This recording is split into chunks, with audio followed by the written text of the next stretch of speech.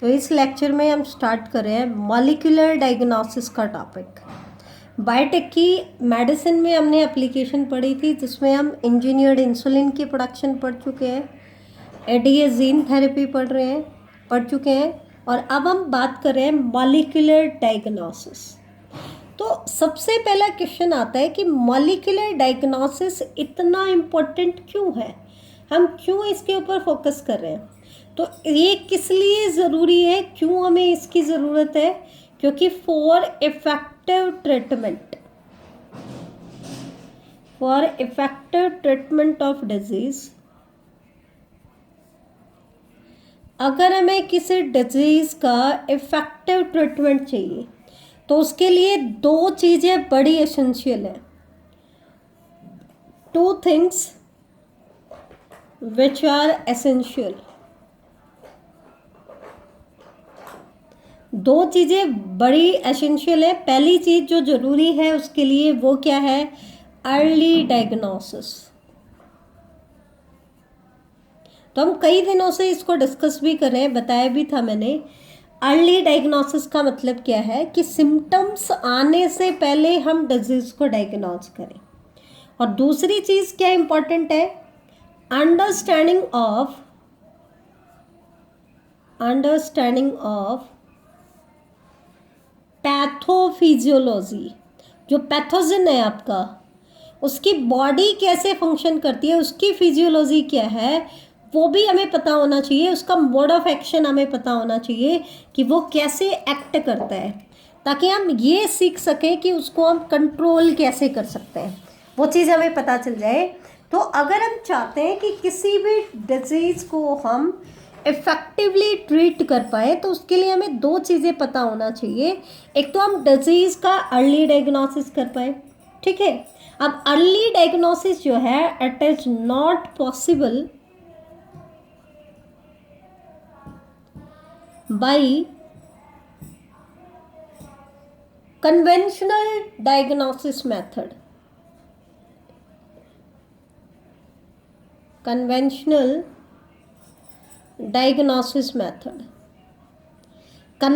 Diagnosis method मतलब जैसे कि हम ब्लड टेस्ट कर रहे हैं, यूरिन टेस्ट कर रहे हैं, सीरम टेस्ट कर रहे हैं, तो इन कन्वेंशनल डायग्नोसिस मेथड से इन डिजीज़ का अर्ली डायग्नोसिस पॉसिबल नहीं है। अब अर्ली डायग्नोसिस का मतलब क्या होता है बेटा, कि सिम्टम्स आने से पहले ही हम डिजीज़ को डायग्नोस कर लें।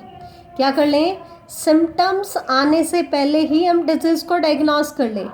क्योंकि जब तक सिम्टम्स आते हैं ना बेटा, तब तक वो डिजीज बॉडी में बहुत ज़्यादा स्प्रेड हो चुका होता है, ठीक है। तो अर्ली डायग्नोसिस जो मेथड थे, कन्वेंशनल डायग्नोसिस के मेथड, उनसे हम उनका अर्ली डायग्नोसिस नहीं कर पा रहे थे। तो अर्ली डायग्नोसिस करने के लिए हमें कुछ टेक्निक्स की ज़रूरत है। किसकी ज़रूरत है, कुछ टेक्निक्स की ज़रूरत है जो हमारी हेल्प करेंगी अर्ली डायग्नोसिस में, ठीक है। और वो टेक्निक्स कौन कौन सी हैं, एक तो है पीसीआर जो नीट के पेपर में भी आया हुआ है इस साल। दूसरा है यूज़ ऑफ प्रोब, कि हम रेडियो लेबल्ड प्रोब को यूज़ करें। और तीसरा है बेटा एलाइजा मीन्स एंजाइम लिंक्ड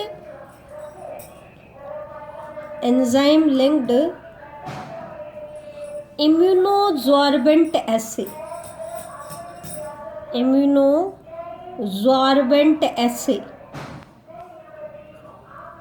तो तीन मेथड है अर्ली डायग्नोसिस करने के। तो हम पढ़ेंगे कौन सा मेथड किस टाइप के डिजीज़ को डायग्नोज करने में हमारी हेल्प करता है और उसका मोड ऑफ एक्टिंग क्या है, कैसे एक्ट करता है, वो कैसे डायग्नोज करते हैं। तो सबसे पहले हम बात करते हैं पीसीआर की, कि पीसीआर किन केसेस में हमारी हेल्प करेगा। आपको पता ही है पीसीआर की फुल फॉर्म क्या होती है, पॉलीमरेज चेन रिएक्शन।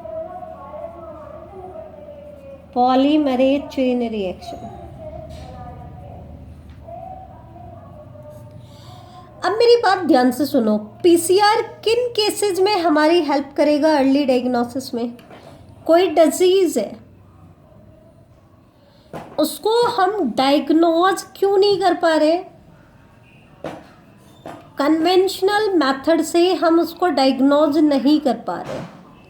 क्यों नहीं कर पा रहे हैं उसको डायग्नोज? क्योंकि जो पैथोजन है उसकी वेरी लो कंसंट्रेशन हमारे पास है। जब अर्ली डायग्नोसिस की बात करें तो अर्ली डायग्नोसिस मतलब जिस टाइम पे सिम्टम्स अपीयर नहीं हुए हैं, सिम्टम्स तो हमें दिखाई नहीं दे रहे, तो सिम्टम्स तो है नहीं, और ऊपर से क्योंकि जिस टाइम पे बॉडी में उसके सिम्टम्स नहीं है उस टाइम पे उसका नंबर बॉडी में क्या होता है, बहुत कम होता है। तो वेरी लो कंसंट्रेशन हमारे पास बैक्टीरिया की अवेलेबल है। तो वेरी लो कंसंट्रेशन होने की वजह से हम इनको डायग्नोज नहीं कर पा रहे, नॉट डायग्नोज्ड। किससे डायग्नोज नहीं कर पा रहे हैं? कन्वेंशनल ब्रीडिंग मेथड से डायग्नोज नहीं कर पा रहे हैं, क्योंकि जो भी आपका बैक्टीरिया है या वायरस है, जो भी आपका पैथोजन है, उसकी बॉडी में अभी बहुत कम कंसंट्रेशन है। जैसे ये कोई भी पूरी बॉडी है हमारे पास, ठीक है, ये एक बॉडी है हमारे पास, इसके अंदर उसकी कंसंट्रेशन बहुत कम है, लो कंसंट्रेशन में है। तो लो कंसंट्रेशन में होने की वजह से हम उसको डायग्नोज नहीं कर पा रहे हैं। तो हम क्या करें, कैसे डायग्नोज करें? तो हम क्या करेंगे, इस बॉडी में से सैंपल निकालेंगे। छोटा सा सैंपल हमने ले लिया, ठीक है।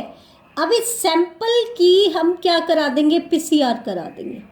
अब जब हमने सैंपल की पीसीआर कराई तो इसके अंदर इस पैथोजन का नंबर क्या हो गया, बहुत ज़्यादा बढ़ा दिया, क्योंकि पीसीआर से तो हम उसका नंबर जितना चाहे बढ़ा सकते हैं। अब इसका नंबर बढ़ गया तो सैंपल में इसका नंबर बढ़ा दिया हमने, बॉडी में तो माना कि इसकी कंसंट्रेशन अभी भी लो है, लेकिन जो सैंपल हमने लिया उसमें भी इसकी कंसंट्रेशन लो थी, लेकिन हमने इसका पीसीआर कर दिया तो सैंपल में इसकी कंसंट्रेशन बढ़ा दी। अब सैंपल में कंसंट्रेशन बढ़ते ही ये कन्वेंशनल डायग्नोसिस मेथड इसको डायग्नोज कर लेगा, क्योंकि ये तो डायग्नोज क्यों नहीं कर पा रहा था, वेरी लो कंसंट्रेशन की वजह से नहीं कर पा रहा था, तो हमने उसकी कंसंट्रेशन बढ़ा दी। लेकिन हमने सैंपल में बढ़ाई, बॉडी में तो अभी भी लो कंसंट्रेशन है, मतलब बॉडी में अभी सिम्टम्स आए नहीं है। तो यहाँ पे पीसीआर का पर्पस वही है, पीसीआर तो किसी भी चीज़ को एम्पलीफाई करता है। कोई भी पैथोजन है तो उसके डीएनए को एम्पलीफाई कर देगा, मल्टीपल कॉपीज बना देगा, ठीक है। तो उसकी मल्टीपल कॉपीज हमें मिल जाएंगी, और जैसे ही उसका नंबर ज़्यादा होगा तो कन्वेंशनल मेथड हमारी हेल्प कर देगा। तो इसका मतलब क्या है, आपकी बॉडी में लो कंसंट्रेशन थी तो आपने सीधा कन्वेंशनल डायग्नोसिस मेथड किया तो आप उसको डायग्नोज नहीं कर पाए, नॉट डायग्नोज। आपने सिर्फ क्या किया, अकेला पीसीआर उसको डायग्नोज नहीं कर सकता, आपने पहले उस सैंपल की पीसीआर करा दी और फिर कन्वेंशनल डायग्नोसिस मेथड ही यूज़ कर लिया, तो उसने उसको क्या कर लिया, डायग्नोज कर लिया। तो ये था पर्पस किसका, पीसीआर का। तो हमेशा ध्यान रखना, पीसीआर हम किस केस में यूज़ करते हैं, जिसमें पैथोजन की लो कंसंट्रेशन की वजह से हम उसको डायग्नोज नहीं कर पा रहे। पैथोजन की लो कंसंट्रेशन क्यों, क्योंकि अभी सिम्टम्स अपीयर नहीं हुए हैं, और जब तक बॉडी में सिम्टम्स अपीयर होंगे अगर हम उसकी वेट करें तो तब तक तो पैथोजन बॉडी में बहुत ज़्यादा स्प्रेड हो चुका होता है, तो फिर वो जो बॉडी को हार्म पहुंचा चुका होता है हम उसको रिकवर नहीं कर पाएंगे, या मुश्किल से रिकवर हो पाएगा, लंबा टाइम लेगा। अब क्वेश्चन क्या आता है कि पीसीआर को हम किन किन डिजीज के डायग्नोसिस के लिए यूज़ करते हैं, यूजेस क्या है, ये आपसे पूछा जाता है। तो to detect HIV in suspected AIDS patient. अब सस्पेक्टेड है, ठीक है, जैसे किसी पर्सन को एड्स है, डायग्नोज हो गया, तो सस्पेक्टेड कौन होंगे, उनकी वाइफ, उनके बच्चे, वो सस्पेक्टेड है कि मे बी वो भी क्या हो, एड्स से इन्फेक्टेड हो।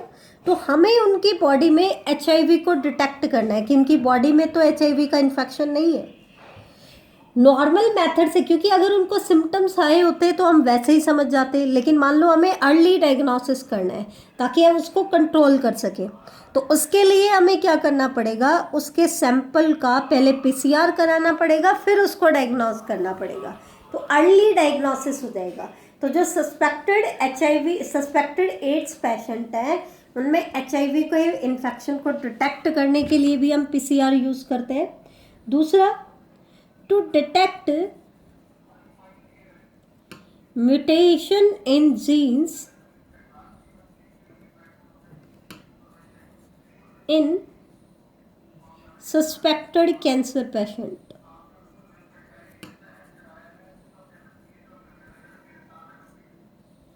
सस्पेक्टेड कैंसर पेशेंट है, अब उनके केस में हमने उस म्यूटेशन को डायग्नोज करना है जिसकी वजह से कैंसर हो रहा है।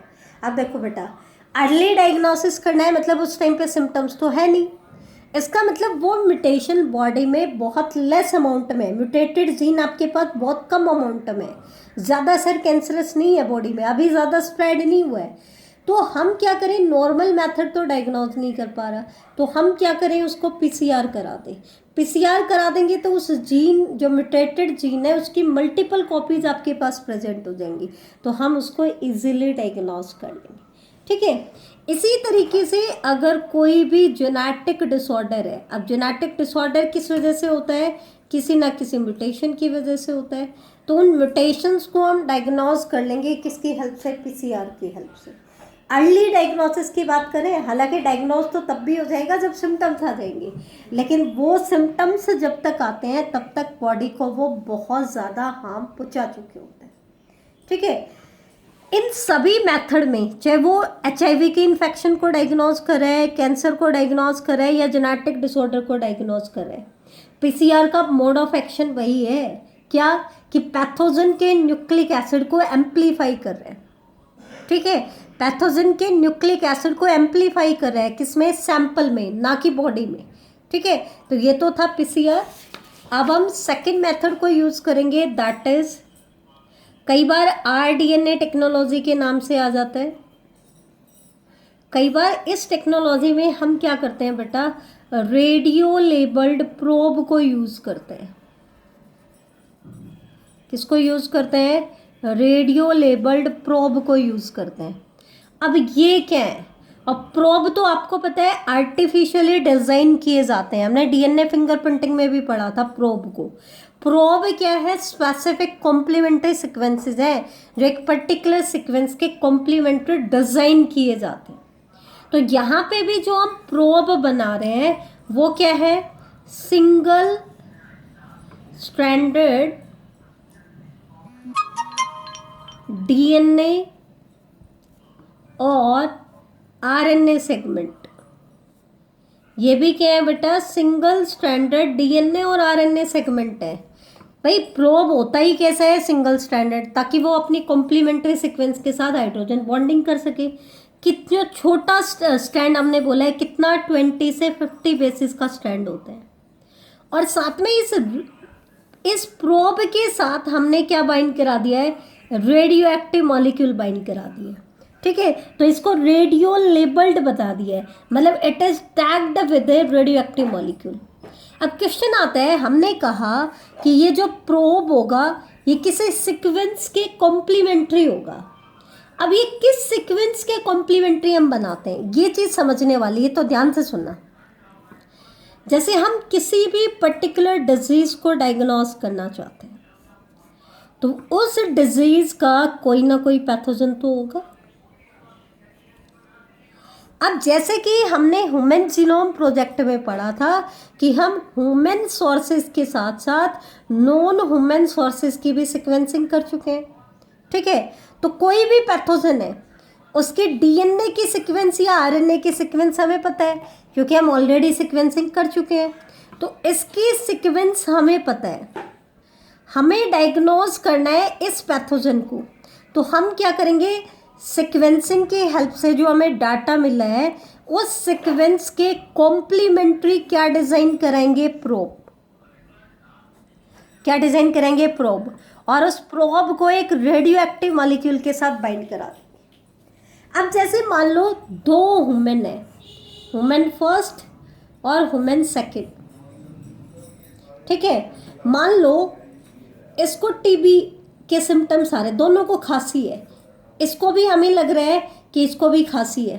ठीक है, कफिंग हो रही है दोनों को, इसको भी कफिंग है और लंबे टाइम से कफिंग है। तो हम क्या करना चाहेंगे, हम डायग्नोज करना चाहेंगे कि क्या इनको टीबी तो नहीं है, ट्यूबरकुलोसिस तो नहीं है। तो आपको पता है टीबी किसकी वजह से होती है, माइकोबैक्टीरियम की वजह से। तो हमें माइकोबैक्टीरियम को अब पता लगाना है कि इनकी बॉडी में माइकोबैक्टीरियम का इन्फेक्शन तो नहीं है। तो माइकोबैक्टीरियम की जो भी सीक्वेंस है ना, हमें ऑलरेडी पता होगी क्योंकि सीक्वेंसिंग हम कर चुके हैं। ऑलमोस्ट जो नॉन ह्यूमन सोर्सेज जो ह्यूमन से लिंक्ड हैं उनकी हम सीक्वेंसिंग कर चुके हैं, तो इसकी भी हमें सीक्वेंस ऑलरेडी पता है। तो हमने इसके कॉम्प्लीमेंट्री क्या डिज़ाइन कर दिया बेटा, हमने इसके कॉम्प्लीमेंट्री प्रोब को डिज़ाइन कर दिया। ये इसकी कॉम्प्लीमेंट्री सीक्वेंस हमें बना दी और उस प्रोब के साथ फिर हमने रेडियो एक्टिव मॉलिक्यूल को बाइंड करा दिया। अब हमें देखना है कि इन दोनों पेशेंट में से किसको टीबी का इन्फेक्शन है, माइकोबैक्टीरियम का इन्फेक्शन है। तो हमने इसका सैंपल लिया, सैंपल 1। ऐसे ही हमने इसका भी सैंपल ले लिया, सैंपल 2। और दोनों के सैंपल में हमने रेडियो एक्टिव प्रोब को डाल दिया। किसको डाल दिया, रेडियो एक्टिव प्रोब को डाल दिया। अब प्रोब को अलाउ किया कि वो हाइब्रिडाइज करे। हाइब्रिडाइज करता है या नहीं करता वो तो किसके ऊपर डिपेंड करता है, क्योंकि हमने प्रोब डिज़ाइन किया है माइकोबैक्टीरियम के सीक्वेंस के कॉम्प्लीमेंट्री। तो अगर इन पेशेंट को किसी को भी माइकोबैक्टीरियम का इन्फेक्शन है तो प्रोब को अपनी कॉम्प्लीमेंट्री सीक्वेंस मिल जाएगी, और अगर इसको अपनी कॉम्प्लीमेंट्री सीक्वेंस मिलेगी तो ये प्रोब जो है उस सीक्वेंस के कॉम्प्लीमेंट्री बाइंड कर जाएगा। दैट मीन्स वो क्या कर जाएगा, हाइब्रिडाइजेशन कर जाएगा। अब प्रोब के साथ आपने क्या बाइंड करा है, रेडियो एक्टिव मॉलिक्यूल। तो हम फिर क्या कर देंगे, ऑटोबायोग्राफी कर देंगे। ऑटोबायोग्राफी का मतलब है एक्स रेज का हम एक्सपोजर कराएंगे। तो एक्सपोजर कराएंगे तो जहाँ जहाँ रेडियो एक्टिव मॉलिक्यूल होगा वहाँ वहाँ फ्लोरेसेंस होगी। मान लो इसको टीबी का इन्फेक्शन नहीं है, तो आपने जब इसकी बॉडी में प्रोब को डाला और उसको अलाउ किया हाइब्रिडाइज करने के लिए, और अगर इसको अपनी कॉम्प्लीमेंट्री सीक्वेंस नहीं मिली तो वो हाइब्रिडाइज नहीं होगा। तो एक्स्ट्रा सेगमेंट को हमने वॉश आउट कर दिया, तो दैट मीन्स हाइब्रिडाइज नहीं हुआ तो सारा का सारा प्रोब निकल जाएगा क्योंकि वो हाइब्रिडाइज हुआ ही नहीं। तो जब हमने इसके ऊपर एक्स रेज डाली तो नो फ्लोरेसेंस, कोई फ्लोरेसेंस नहीं आई। फ्लोरेसेंस क्यों नहीं आई, क्योंकि फोटोग्राफिक फिल्म में आपका प्रोब है ही नहीं। और फोटोग्राफिक फिल्म पे आपका प्रोब क्यों नहीं है, क्योंकि प्रोब को अपनी कॉम्प्लीमेंट्री सीक्वेंस मिली ही नहीं, तो वो बाइंड हुआ ही नहीं। बाइंड नहीं हुआ तो वो वॉश आउट हो गया, ठीक है। और अगर उसको अपनी कॉम्प्लीमेंट्री सीक्वेंस मिलेगी तो वो बाइंड करेगा, हाइब्रिडाइजेशन करेगा, तो फोटोग्राफिक फिल्म पे ही बना रहेगा। और जब हम एक्स रेज को डालेंगे तो वो फ्लोरेसेंस शो करेगा। तो इसका मतलब जो फर्स्ट सैंपल हमने लिया था वो इंडिविजुअल क्या है, टीबी से इन्फेक्टेड है, तो हम डायग्नोस कर लेंगे, ठीक है। तो इसके लिए हमें क्या चाहिए, कॉम्प्लीमेंट्री सीक्वेंस चाहिए। और कॉम्प्लीमेंट्री सीक्वेंस हम किसके कॉम्प्लीमेंट्री डिज़ाइन करते हैं, जिसके लिए आपको डायग्नोसिस करना है उसके सीक्वेंस के कॉम्प्लीमेंट्री प्रोब डिज़ाइन किए जाते हैं। अब इस मेथड के साथ सबसे बड़ी प्रॉब्लम क्या है, अगर आपका पैथोजन ऐसा है जो म्यूटेशन कर सकता है, क्या कर सकता है, म्यूटेशन। मान लो मैंने यहाँ पे सीक्वेंस बनाई ATGC, आपके पास जो उस पैथोजन की सीक्वेंस है वो है ATGC, तो आपने इसके कॉम्प्लीमेंट्री प्रोब बना दिया TACGG बना दिया। अब आप तो कह रहे हो कि ये प्रोब किसके लिए है, माइकोबैक्टीरियम के लिए। लेकिन मान लो माइकोबैक्टीरियम म्यूटेशन कर गया, क्या म्यूटेशन कर गया, A की जगह पे T आ गया और C की जगह पे G आ गया, ये म्यूटेशन कर गया वो। अब ये म्यूटेशन कर गया तो अब ये सीक्वेंस इसके कॉम्प्लीमेंट्री नहीं है। अब ये सीक्वेंस इसके कॉम्प्लीमेंट्री नहीं है तो माइकोबैक्टीरियम का इन्फेक्शन होते हुए भी आपका प्रोब बाइंड नहीं करेगा। क्यों नहीं करेगा, क्योंकि इसको अपनी कॉम्प्लीमेंट्री सीक्वेंस नहीं मिली, और कॉम्प्लीमेंट्री सीक्वेंस नहीं मिली तो ये डायग्नोज नहीं करेगा, जबकि पेशेंट को माइकोबैक्टीरियम का इन्फेक्शन है लेकिन वो पैथोजन म्यूटेशन कर गया, तो रिकॉर्ड में जो हमारी सीक्वेंस थी उसके कॉम्प्लीमेंट्री हमने तो प्रोब बनाया था, लेकिन उसकी बॉडी में म्यूटेटेड है। अब म्यूटेटेड की सीक्वेंस तो हमें नहीं पता, तो जो प्रोब आपने उसके लिए बनाया वो प्रोब उसका इन्फेक्शन होते हुए भी हाइब्रिडाइज नहीं करेगा। ठीक है, तो इसका मतलब इस मेथड की एक ड्रॉबैक है। ड्रॉबैक क्या है? The cell with mutated gene will not be observed on the photographic film. जो सेल, या जो सेल का मतलब क्या है, पैथोजन से भी हो सकता है, जिसके अंदर म्यूटेटेड जीन होगा वो फोटोग्राफिक फिल्म पे दिखाई नहीं देंगी, जबकि वो है। क्यों नहीं देंगी? क्योंकि जो हमने प्रोब डिजाइन किया था अब वो उनके कॉम्प्लीमेंट्री नहीं है, क्योंकि वो सीक्वेंस तो म्यूटेट कर गई। तो ये इस मेथड की ड्रॉबैक है। ठीक है, अब थर्ड एंड लास्ट मेथड आता है एलाइजा। एलाइजा की फुल फॉर्म क्या है बेटा? एंजाइम लिंक्ड इम्यूनोसॉर्बेंट एसे। ये क्या है? It is based on the principle of antigen and antibody interaction. अभी तक के मेथड में तो हम पैथोजन को ही डायग्नोस कर रहे थे, मतलब हम एंटीजन को डायग्नोस कर रहे थे। पैथोजन हमारी बॉडी में किसका काम करता है? फॉरेन पार्टिकल का, तो हम एंटीजन को डायग्नोस कर रहे थे।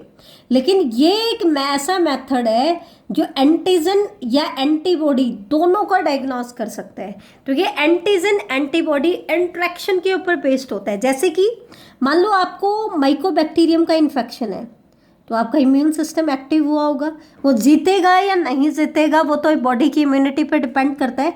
लेकिन आपकी बॉडी ने उसके अगेंस्ट, अगर आपकी बॉडी में उसका इन्फेक्शन है तो उसके अगेंस्ट उसकी स्पेसिफिक एंटीबॉडी भी बनाई होगी। तो चाहे हम एंटीजन को डायग्नोज कर ले या फिर उस स्पेसिफिक एंटीबॉडी हमारी बॉडी में है, अगर वो भी शो करती हैं कि ये एंटीबॉडी बॉडी में तभी बनेंगी जब आपको उस चीज़ का इन्फेक्शन है।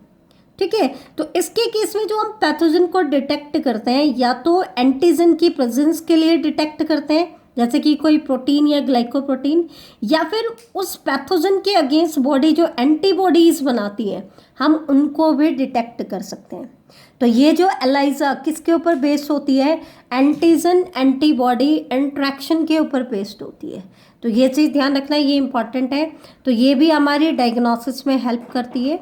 और इसका प्रिंसिपल क्या होता है? एंटीजन एंटीबॉडी इंट्रैक्शन, कि एक एंटीजन जो है वो अपनी स्पेसिफिक एंटीबॉडी के साथ इंट्रैक्ट करेगी ही करेगी। तो इसमें आप फिक्स किसको करते हैं? कई बार तो हम एंटीजन को फिक्स कर देते हैं, कई बार हम एंटीबॉडी को फिक्स कर देते हैं। मतलब कहने का मतलब क्या है? जैसे मान लो आपकी बॉडी में किसी पर्टिकुलर पैथोजन का इन्फेक्शन है या नहीं है, ये हमें चेक करना है।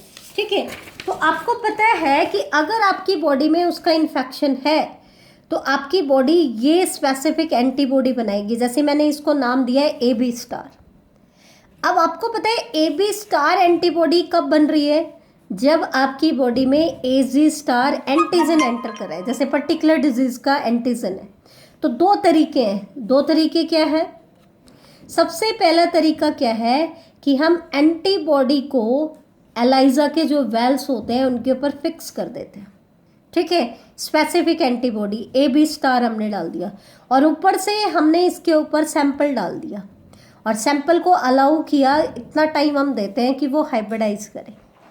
तो अगर इस सैंपल में वो एंटीजन है जिसके अगेंस्ट ही एंटीबॉडी बॉडी बनाएगी, तो वो एंटीजन इसके साथ हाइब्रिडाइज कर जाए। वो एंटीजन क्या कर जाएगा? हाइब्रिडाइज कर जाएगा। That means antigen antibody interaction होगी। और अगर उस पैथोजन का इन्फेक्शन बॉडी में नहीं है तो वो एंटीजन है ही नहीं, तो वो एंटीबॉडी के साथ हाइब्रिडाइज नहीं करेगा। ठीक है, तो ये होता है एंजाइम लिंक्ड इम्यूनोसॉर्बेंट एसे।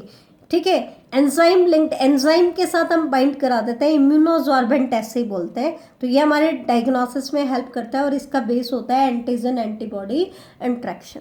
तो ये था टॉपिक हमारा बेटा मॉलिक्यूलर डायग्नोसिस का।